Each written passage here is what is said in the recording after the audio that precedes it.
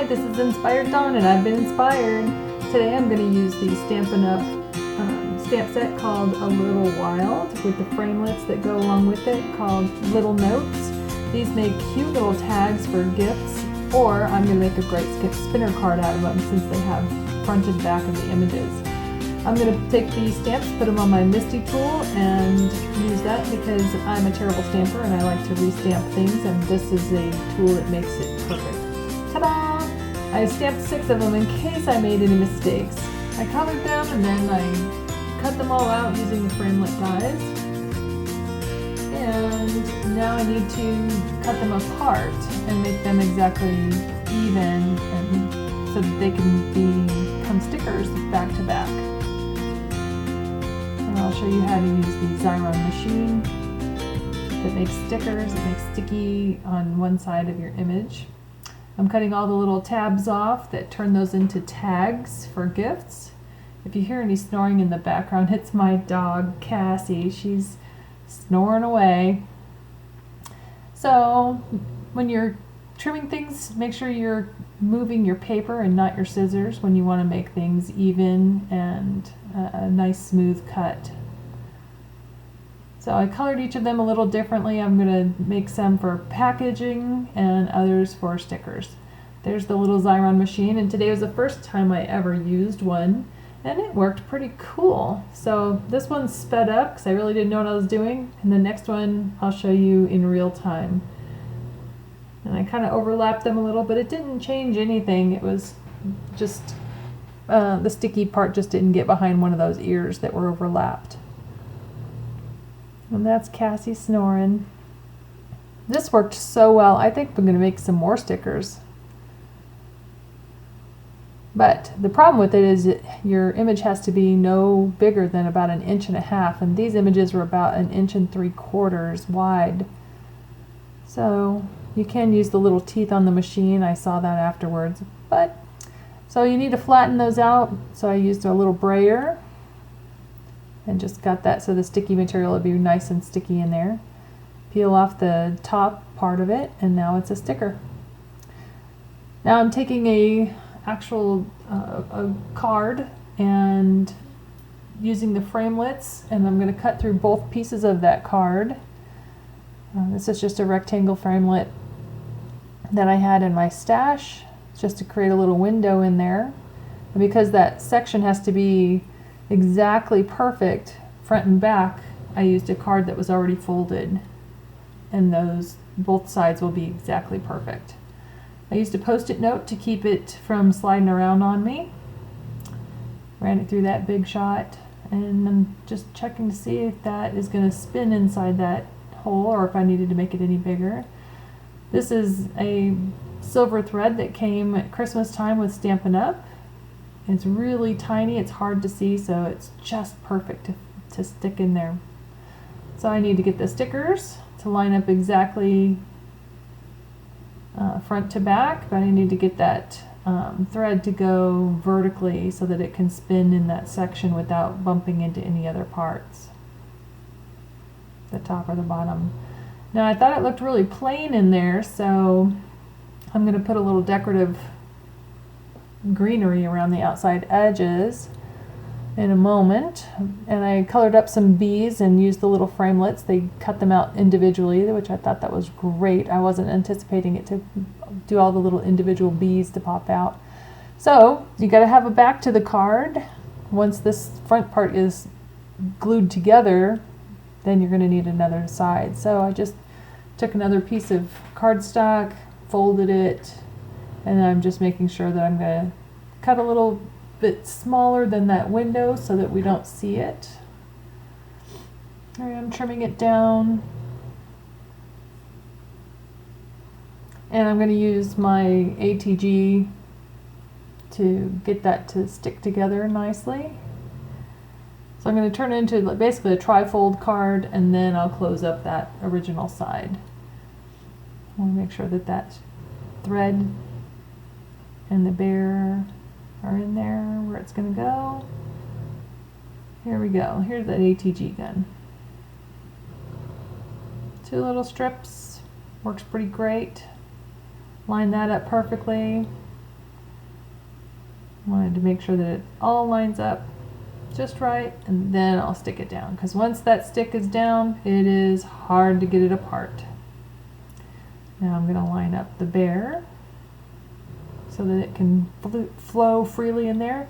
Then I realized, oh, before I put the bear in, I better put a sentiment on it if I'm going to keep it from getting any weird lines in it from anything underneath. So I was going to use it on a block, and then I thought, you know, like I said before, I'm a terrible stamper, so I wanted to use the Misties, so I knew it would be great. Even if it wasn't right, I could do it again in the same spot. And that little cushion, it makes it too tall, because this stamp set is really great. It's got red rubber in it, and it's kind of tall. There we go. Stamp that up. Hello there, honey bear. And that sentiment would fit right inside the tag if I were to use it as a tag. I'm going to clean up my stamp and put it away. And put a little cleaning material on there. There it goes.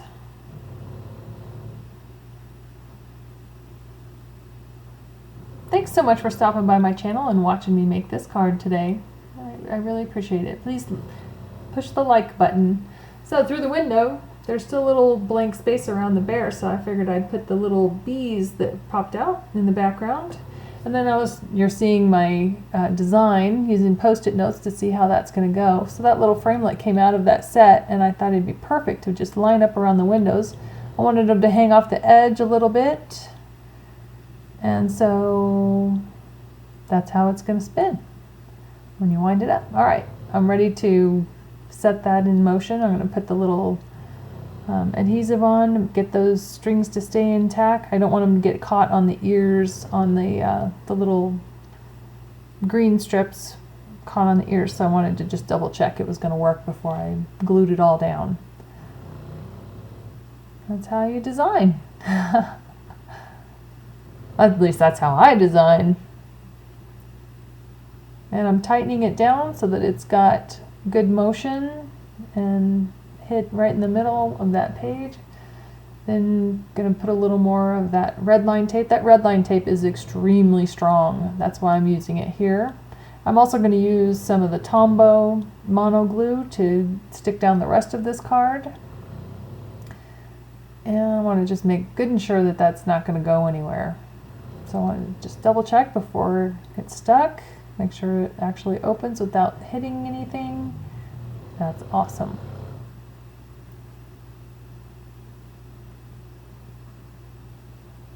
Here's the Tombow.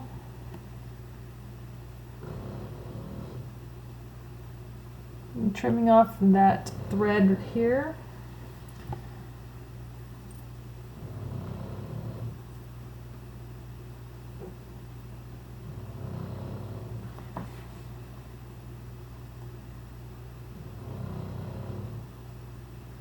And taking the backing off of that red line tape. And it's time to add a little more here, and then it's time to close it.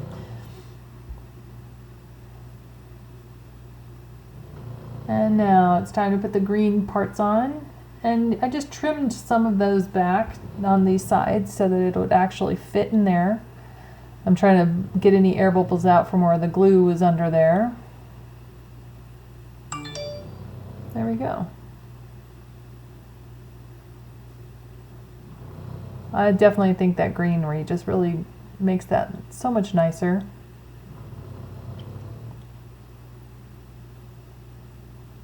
And I wanted it to be a little higher so that it didn't interfere with the bear turning. And I'm taking these really great tweezers, or it's a really cool tool where you can release it and it's tight, it's closed. And so when you squeeze those tweezers, it's releasing. When you have it just naturally, it's closed. And got to turn it around.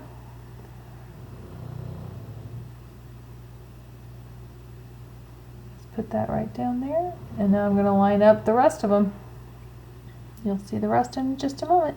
Got to trim that one down to make it just right. And I think my camera stopped before it died right after that. So this is the finished product. That little lion one on the side, I'll show you how to make that one real quick. That's the inside. I added some more bees, and then I used a little bit of the glossy accents on the bees to make them look like little embellishments.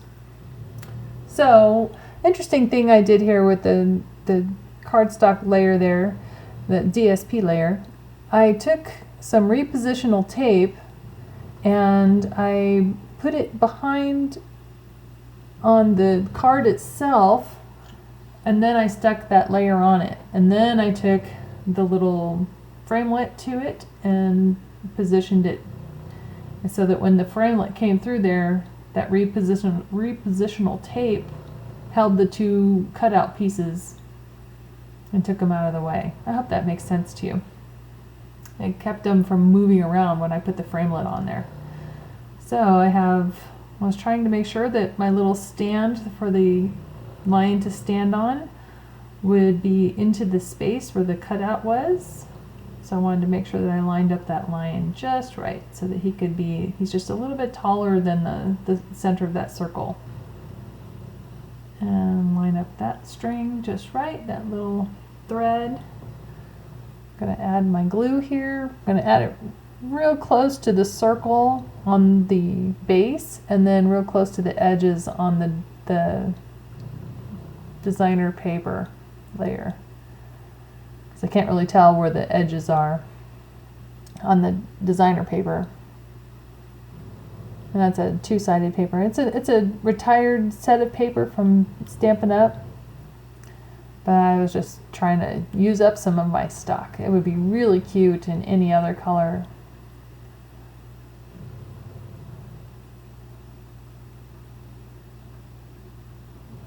And the little stand that I created, I used the Jar of Love stamp set, and I just stamped the lid image over and over again and then cut it out to create the base, and then I used the little water image from that same set to give it the little stand, and then I just drew on it with a marker to give it some sort of little design to it, and then I took stickles to it after everything was completed. I just glued those two pieces together and created the little stand. I'm going to pop it up on some dimensionals and then it'll be done. Trim that little string away, thread.